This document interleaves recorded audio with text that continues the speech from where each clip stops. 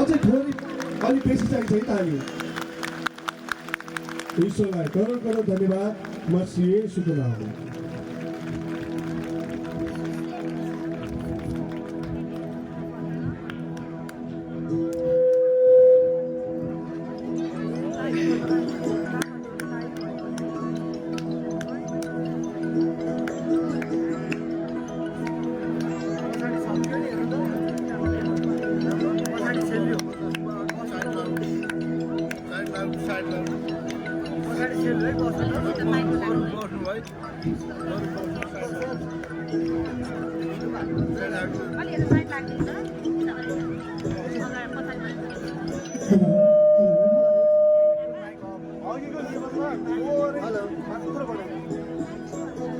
Hello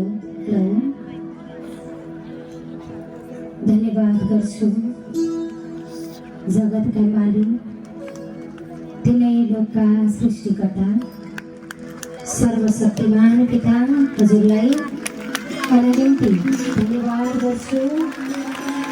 यसो मसीहको नाउँमा त्यसै गरी आजको सभाध्यक्ष हाम्रो गोविन्द सर हजुर, मुना म्याम हजुर, सम्पूर्ण लिडरजनहरू, त्यसै गरी आजको यसै महिमाको प्रमुख अतिथि हाम्रो सर हजुर र साङ्गीतिक क्षेत्रका एकदमै धरोहर व्यक्तित्व हाम्रो शिव हमाल सर हजुर लगायत विभिन्न शाखाबाट उपस्थित रहनुभएका शाखा प्रमुखहरू, शाखा उपप्रमुखहरू, म्युजिसियन सर हजुरहरू, क्यामेरा पर्सन सर हजुरहरू लगायत विभिन्न सङ्घ संस्थाबाट एकदमै उपस्थित रहनुभएका सम्पूर्ण विशिष्ट व्यक्तित्वहरूमा र परमेश्वर पिताका पवित्र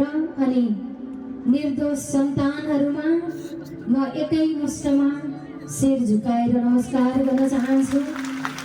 धन्यवाद गर्छु जगतका मालिक तिनै लोकका सृष्टिकर्ता सर्वशक्तिमान पिता हजुरलाई अनगिन्ती धन्यवाद गर्छु।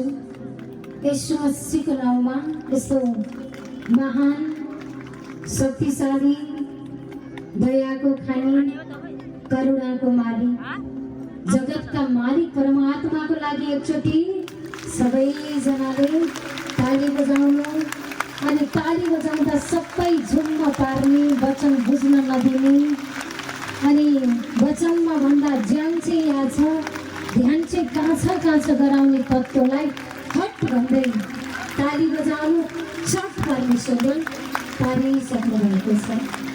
धन्यवाद परमात्मा पिता। यसो मसीहको नाउँमा यो महान उत्सवको लागि, यो महान महिमाको लागि परमेश्वरले चुन्नुभयो। परमात्मा जान्नुहुन्छ कसलाई के खाँचो छ, कसलाई के जरुरत छ, कसलाई कति बेला कुन चिज दिनुपर्छ। यो सबै सेड्युल परमात्माको हातमा छ। जो ईश्वरमा छ त्यो सबै हाम्रो हातमा पिताले दिइसक्नु भएको छ। धन्यवाद पिता, पाइसकेको छु, हजुरले दिइसक्नु भएको छ। धन्यवाद पिता, त्यो स्वर्गका आशिष, त्यो स्वर्गको महिमा तपाईले आँखाको अगाडि देखिने गरेर काम गरिसक्नु भएको छ। परमेश्वरलाई धन्यवाद। हिजोको दिनमा देखिने चिजको उपासना गरेका थियौं, एउटै पनि समाधान देखेका थिएनौं।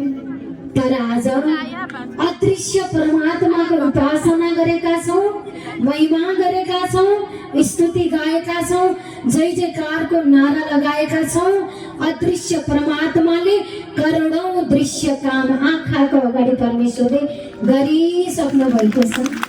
हुन नसक्ने काम, मानिसको लागि असम्भव भएको काम परमेश्वरको लागि सम्भव छ।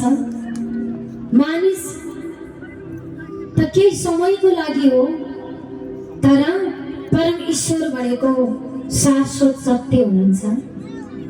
परम ईश्वर भनेको जो देखिन्छ नाश भएर जान्छ, जो देखिँदैन त्यो कहिल्यै नाश हुँदैन।